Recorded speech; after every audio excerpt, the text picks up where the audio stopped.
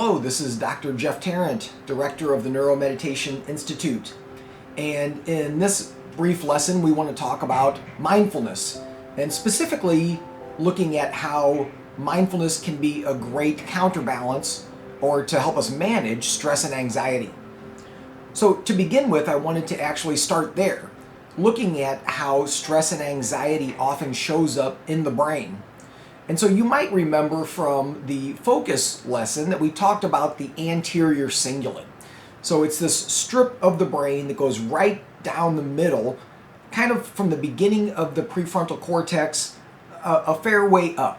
It's a little deeper down, it's not right on the surface, it's a little deeper down, but the cingulate and the anterior cingulate is important for a lot of different functions, including sustaining attention, holding our attention on something, which is why we talked about it in focus. It's also important in terms of modulating between our thoughts and our emotions. So the anterior cingulate can often become overactive, overheated, when we have a lot of anxiety. If you think about it for a moment, this kind of makes sense. If that part of the brain is involved in sustaining attention and in modulating thoughts and emotions, if you are thinking and ruminating and worrying about something over and over, you're holding your attention on a particular thing. I think this is probably, from an evolutionary perspective, a useful mechanism.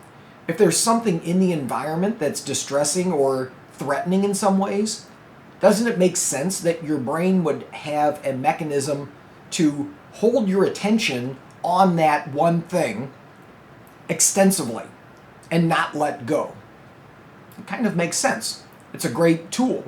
However, for most of us, there's not an immediate threat or concern, but that anterior cingulate is still locked on to certain thoughts or feelings or behaviors. So sometimes this is referred to as a hot cingulate, not temperature, of course, but that it's overactivated. So this shows up in brain waves as an excessive amount of fast brain waves, so things like beta or high beta. It can look like a fixation, right? Or sort of a difficulty shifting gears between different thoughts or behaviors. So we want to figure out how can we quiet this down. There's actually a lot of ways to quiet down the cingulate. We're not going to be able to get into a lot of them in this brief course. However, obviously, the setup is that mindfulness is a practice that can be a counterbalance to this hyperactivation in the ACC. So, what are we talking about when we say mindfulness? So the definition of mindfulness that we're using is that mindfulness means paying attention in a particular way, on purpose, in the present moment, and non-judgmentally. So this is actually the definition that Jon Kabat-Zinn came up with for the Mindfulness-based stress reduction course. And I like it. It's simple, it's straightforward, but there's actually a lot in here if we wanted to unpack it. Because the fact that he is saying paying attention on purpose suggests that most of the time we're not paying attention on purpose. And if you look at your own behavior in your own life, you'll find that that's probably true. Most of what we're doing is sort of subconscious. We're directing our attention based on other information that maybe is below the conscious awareness. Are you making a conscious choice about what you pay attention to and how you pay attention? Most of the time, not. With mindfulness, we're asking you to do that. Can you actively choose how and what you're paying attention to? Can you have that be in the present moment? Most of our thoughts are actually in the future or in the past. We're thinking about what we just did, or what we did last night, or last week, or what we're going to do next, or tomorrow, or a week from now. Our thoughts are rarely in the exact present moment. What is happening right now? So, can you intentionally choose to pay attention to what's going on in this exact second, and then do it in a way that's non-judgmentally?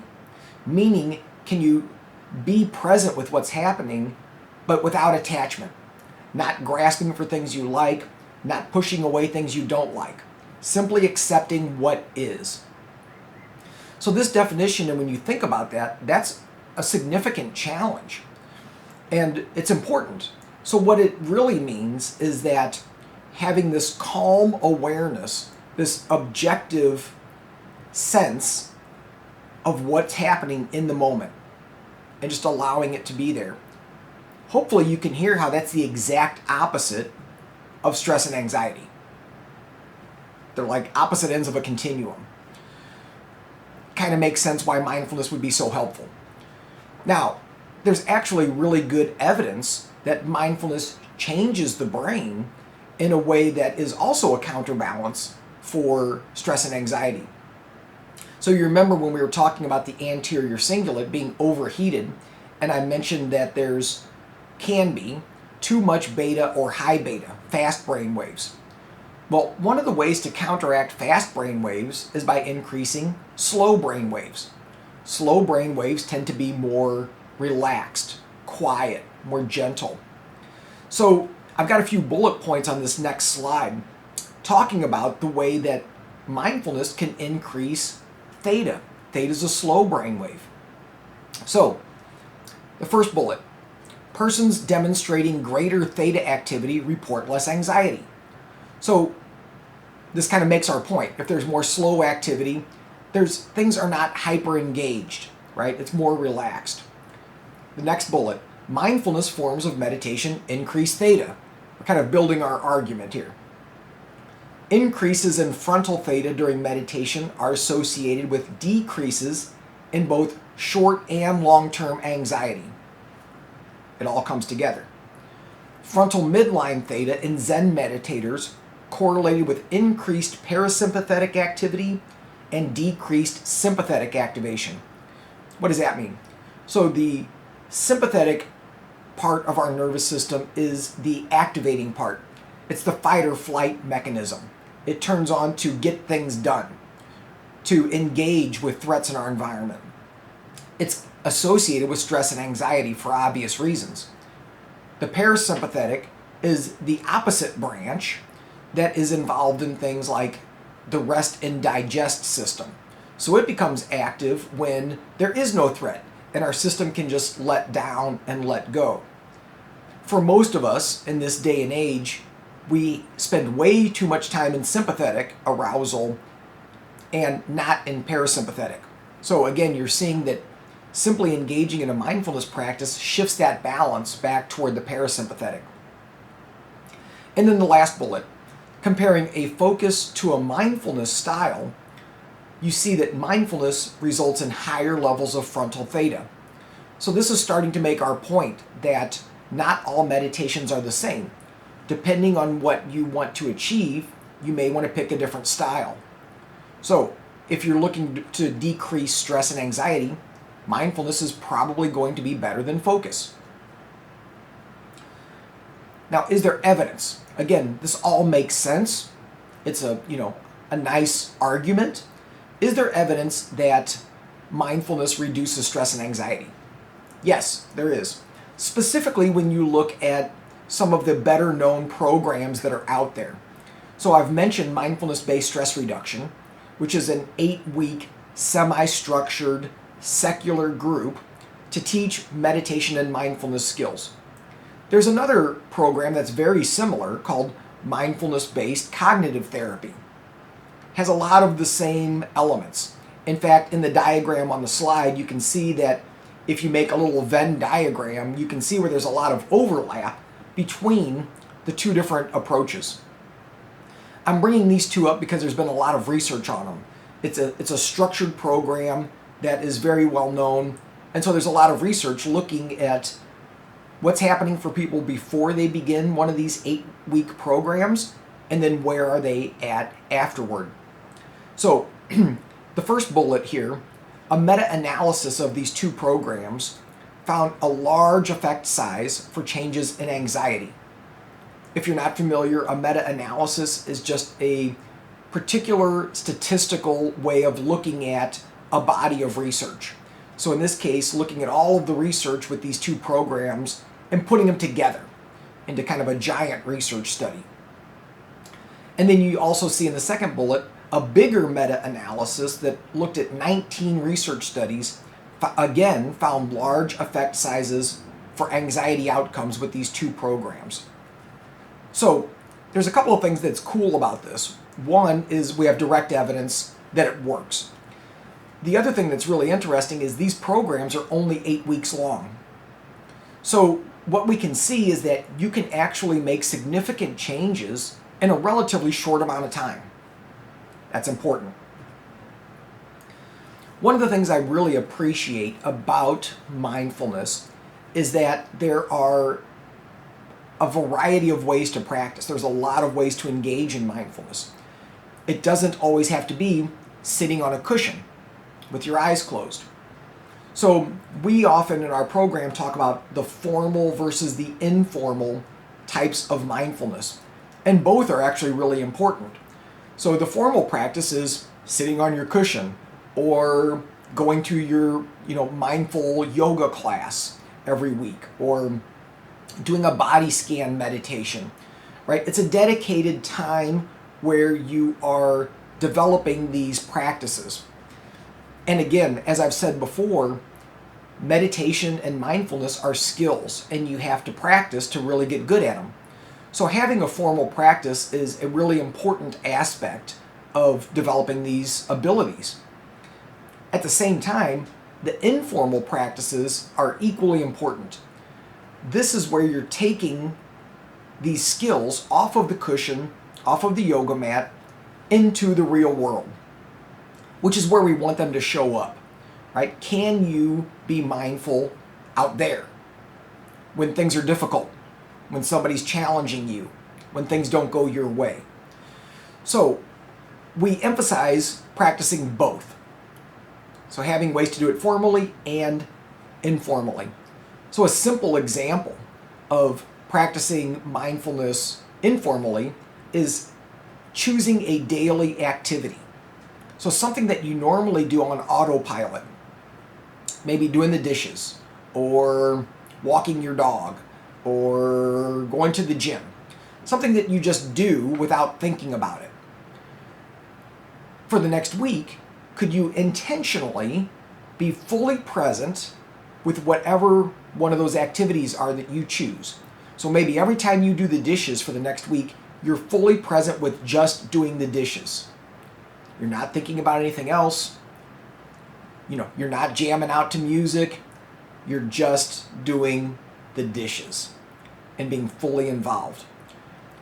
It's a simple way to engage in a mindfulness practice in the real world. Now, I love this quote that I've got on the bottom of the slide. I'm really not sure where I got it from. I've heard it for many, many years. If you're bored, you aren't paying attention. And I think it's just a great quote because the reality is when you really fully engage in a mindfulness practice in these informal ways, you can't be bored. Things are way too interesting.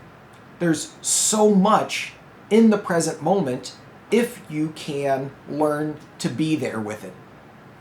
So, piece of encouragement.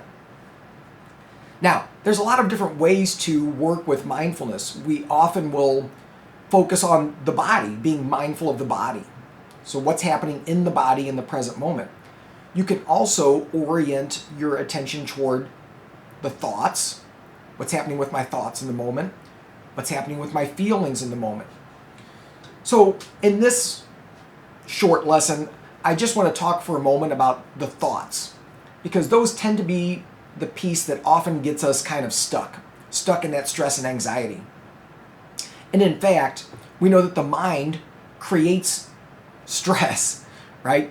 So regardless of what's happening out in the real world, we can take an event, and if we perceive it as stressful, or we perceive it as somebody doing something that they shouldn't have done, or that we were wronged somehow, or whatever our interpretation is of a particular situation, that creates stress all by itself, regardless of what's actually happening. And this is important because essentially the mind makes things real. If you see something in your mind, your body it becomes real in your body. There's a real physiological response. Doesn't matter if it's real or imaginary. So this is really an important thing to consider, and it shows how powerful the mind is. What you think and how you think influences everything else. So, just an example. Imagined threats, right? So imagining a failure, that's a threat, right? If you imagine yourself failing at something, or you think you're going to fail, that's a threat. Your body has a physiological response to that, even though nothing happened. It's in your head. Again, we kind of mentioned perceived stress. You see something as stressful when maybe it doesn't have to be. So another simple example, driving, and a driver comes up on your tail or zips around you or stops suddenly in front of you or whatever. And we have this stress response and this reaction to it, and we get angry at the driver. You could just as easily change your perception of that to imagine, oh, what if they're a new driver and they're doing the best they can? Or what if they're from another country and they're still learning to drive in the United States? Or what if they're an older driver and they just need to drive a little bit slower? If you have a different perception of the situation, it may not be as stressful. Again, it's just pointing to the idea that the way we see something, the way we imagine, the story that we create about an event is actually more important than the event in terms of creating a stress response. So there's a few other examples on the slide, but really just making the point that our mind creates stress, and it creates stress through the stories that it makes up. So one of the elements that we think is really important is to understand that thoughts are not facts. Just because you have an idea in your mind does not mean it's the truth. In fact, it's probably not the truth, because all of the thoughts that we have are influenced. They're influenced by our background, by our gender identity. They're influenced by how much money we have. They're influenced by our religion. They're influenced by what part of the world you grew up in. All of these things filter how you see yourself and how you see the rest of the world. Those filters only allow you to see certain pieces of information. So the thoughts that you have are filtered. It's not the whole truth. It's just one little sliver of the truth. And so when we can start to understand that and see that we're essentially walking around making up stories all day long, when you start to recognize that, then you actually start to have control. Because if you recognize that it's just a story, well, you can change the story. You can make up whatever story you want. If you don't recognize that it's a story, then you're stuck with it because it's automatic, it's habitual. It goes right back to our first definition of meditation, challenging the habitual ways that we attend, think, perceive, and feel. That's what mindfulness is all about.